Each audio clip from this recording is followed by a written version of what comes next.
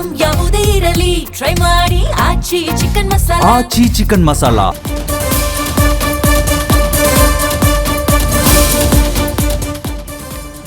ಎಲ್ಲೆಡೆ E20 petrol ನದ್ದೇ ಚರ್ಚೆ. ಒಳ್ಳೇದಾ ಕೆಟ್ಟದಾ? ಎಲ್ಲ ವಾಹನಗಳಿಗೆ E20 ಪೆಟ್ರೋಲ್ ವರಾನೋ ಶಾಪವೋ? E10, E20, E85ಗೂ ಇರೋ ಡಿಫರೆನ್ಸ್ ಏನು? ಯಾವುದು ಬೆಸ್ಟ್? E20 ಪೆಟ್ರೋಲ್ ಹಾಕ್ಸೋದ್ರಿಂದ ಮೈಲೇಜ್ ಡ್ರಾಪ್ ಆಗ್ತಿದೆಯಾ? ಎಥನಾಲ್ ಮಿಕ್ಸ್ ಮಾಡ್ತಾ ಇರೋದು ಯಾಕೆ? ಗಾಡಿಗಳಿಗೆ ಎಫೆಕ್ಟ್ ಆಗ್ತಿದೆಯಾ? E20 ಪೆಟ್ರೋಲ್ ಜಾರಿ ಮಾಡಿರೋ ಹಿಂದಿನ ಉದ್ದೇಶ ಏನು? ಎಥನಾಲ್ ಜಾಸ್ತಿ ಮಿಕ್ಸ್ ಆಗ್ತಿದ್ರು ಪೆಟ್ರೋಲ್ ಕಮ್ಮಿ ಆಗ್ತಾ ಇಲ್ವೇಕೆ ರೇಟ್? ಎಥನಾಲ್ ಮಿಕ್ಸ್ ಪೆಟ್ರೋಲ್ಗೆ ಹಳೆ ಗಾಡಿಗಳು ಸೇಫ್ ಇರ್ತಾವ? ವಾಹನ ಸವಾರರಿಗೆ, ಕಾರು ಮಾಲೀಕರಿಗೆ E20 ಗೊಂದಲ ಯಾಕೆ? ಗ್ಯಾರಂಟಿ ನ್ಯೂಸ್ ನಲ್ಲಿ E20 ಕನ್ಫ್ಯೂಷನ್ಗೆ ಕ್ಲಾರಿಟಿ ಕೊಡೋ ಡಿಸ್ಕಷನ್.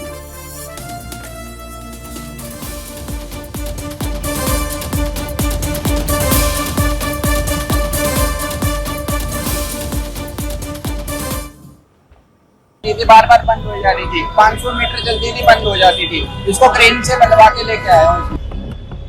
और मिस्त्री कौन है? आप? अशरफ। अशरफ, आपका?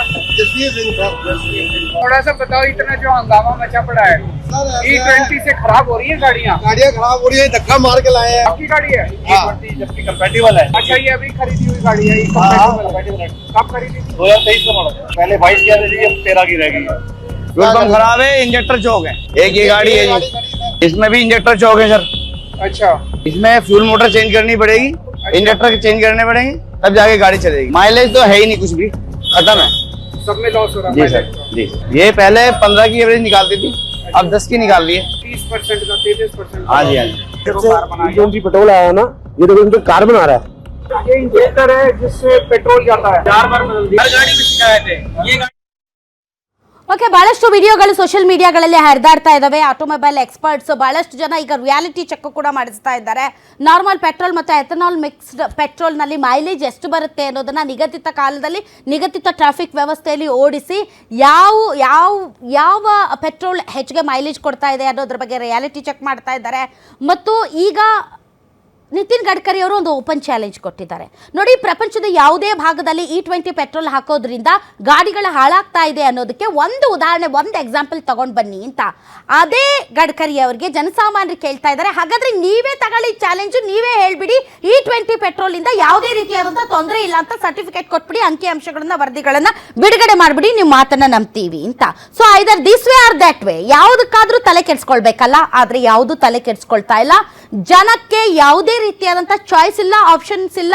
ನಿಮ್ಗೆ ಬೇಕಾಗಿರುವಂತಹ ಪೆಟ್ರೋಲ್ ನಿಮ್ಮ ಗಾಡಿಗೆ ಯಾವ್ದು ಸೂಟ್ ಆಗುತ್ತೆ ಅನ್ನೋದು ನಿಮ್ಗೆ ಗೊತ್ತಿರುತ್ತೆ. ಹೀಗಾಗಿ ನೀವು ಅಂಟಿಲ್ ಅನ್ಲೆಸ್ ನಿಜವಾದಂತಹ ಫ್ಯಾಕ್ಟ್ ಚೆಕ್ ಆಗಿ ಒಂದು ವರದಿಗಳು ಹೀಗೆ ಇದೇ ರೀತಿ ಅನ್ನೋ ತರದಲ್ಲಿ ನಮ್ಗೆ ಕೈಗೆ ಸಿಗದೇ ಇರದ ಹೊರತು ನಾವು ಹೇಗೆ ನಂಬೋದು? ಯಾಕಂದ್ರೆ ನಮ್ಮ ಗಾಡಿಯ ಬಗ್ಗೆ ನಮ್ಗೆ ತುಂಬಾ ಚೆನ್ನಾಗಿ ಗೊತ್ತಿರುತ್ತೆ.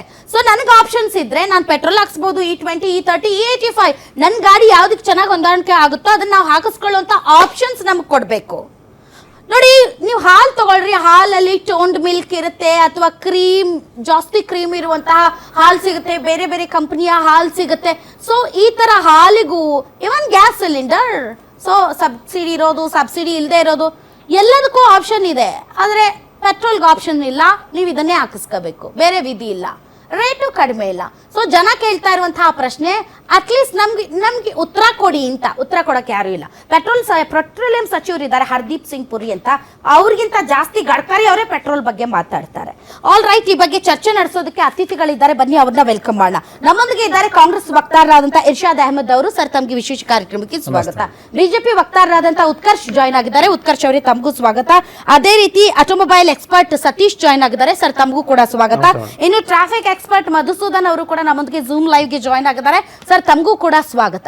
ಸೊ ಮೊದಲನೇದಾಗಿ ನಾನು ಝೂಮ್ ಲೈವ್ ಅಲ್ಲಿ ದೂರ ಇರೋರನ್ನ ಮಾತಾಡ್ಸ್ಬಿಡ್ತೀನಿ. ಮಧುಸೂದನ್ ಸರ್, ನನ್ನ ಧ್ವನಿ ತಮಗೆ ಕೇಳಿಸ್ತಾ ಇದ್ರೆ ಸರ್, ನಾನು ಈ ಕಾರ್ಯಕ್ರಮಕ್ಕೆ ಬರೋದಕ್ಕಿಂತ ಮುಂಚೆ ಕೆಲವೊಂದು ವಿಡಿಯೋಗಳನ್ನ ನೋಡ್ತಾ ಇದ್ದೆ. ಬಹಳಷ್ಟು ಜನ ಬಹಳಷ್ಟು ರೀತಿಯಾದಂತಹ ಥೇರೀಸ್ ಗಳನ್ನ ಮುಂದಿಡ್ತಾ ಇದ್ದಾರೆ. ಅದರಲ್ಲಿ ತುಂಬಾ ನಗೆ ಪಾಟಲ, ಅಯ್ಯೋ ನಾನು ಪೆಟ್ರೋಲ್ ಹಾಕ್ಸುವಂತಹ ಏನಂತಾರೆ ಅದಕ್ಕೆ, ಟ್ಯಾಂಕ್ ಇಂದ ನೊಣಗಳು ಬರ್ತಾ ಇದ್ದಾವೆ, ಹನಿ ಬೀಸ್ ಬರ್ತಾ ಇದ್ದಾವೆ ಅನ್ನೋದ್ರಿಂದ ಹಿಡಿದು ನಿಗದಿತ ಸಮಯದಲ್ಲಿ ನಿಗದಿತವಾದಂತಹ ಈ ಪೆಟ್ರೋಲ್ ಮತ್ತು ಪೆಟ್ರೋಲ್ ಹಾಕಿಸ್ಕೊಂಡು ನಿಗದಿತ ಟ್ರಾಫಿಕ್ ವ್ಯವಸ್ಥೆಯಲ್ಲಿ ಸುಮಾರು 10 ಕಿಲೋಮೀಟರ್ ಓಡಿಸಿ 100 ಕಿಲೋಮೀಟರ್ ಓಡಿಸಿ ಎಷ್ಟು ಮೈಲೇಜ್ ಬಂದಿದೆ ಅನ್ನೋ ರಿಯಾಲಿಟಿ ಚೆಕ್ಕನ್ನು ಕೂಡ ನಾವು ನೋಡಿದ್ದೀವಿ. ಸೊ ನಿಮ್ಮ ಪ್ರಕಾರ ಸರ್ E20 ಪೆಟ್ರೋಲ್ ಅನುಕೂಲ ಆದರೆ ಅದಕ್ಕೆ ನೋ ಅಬ್ಜೆಕ್ಷನ್, ಅನಾನುಕೂಲ ಆದರೆ ಡೆಫಿನೆಟ್ಲಿ ಗ್ರಾಹಕರಾಗಿ ನಾವು ಅಬ್ಜೆಕ್ಷನ್ ಎತ್ತಲೇಬೇಕಲ್ಲ ಸರ್. ಸರ್ಕಾರ ಹೇಳ್ತಾ ಇದೆ ಎಂದ ಮಾತ್ರಕ್ಕೆ ಎಲ್ಲವನ್ನೂ ಒಪ್ಕೋಬೇಕಾಗಿಲ್ಲ ಅಲ್ಲ. ಪ್ರಜಾಪ್ರಭುತ್ವ ವ್ಯವಸ್ಥೆಯಲ್ಲಿ ನಮ್ಮ ದೂರು ದುಮ್ಮಾನಗಳಿಗೂ ಕೂಡ ಒಂದು ಆದ್ಯತೆ ಬೇಕಲ್ಲ ಸರ್. ನಾವು ಹೇಳ್ತಾ ಇದ್ದೀವಿ ಕರೆಕ್ಟ್ ಆಗಿದೆ ಅಂತ ಅಂದರೆ ಹೆಂಗೆ ಒಪ್ಕೊಳ್ಳೋಕೆ ಸಾಧ್ಯ?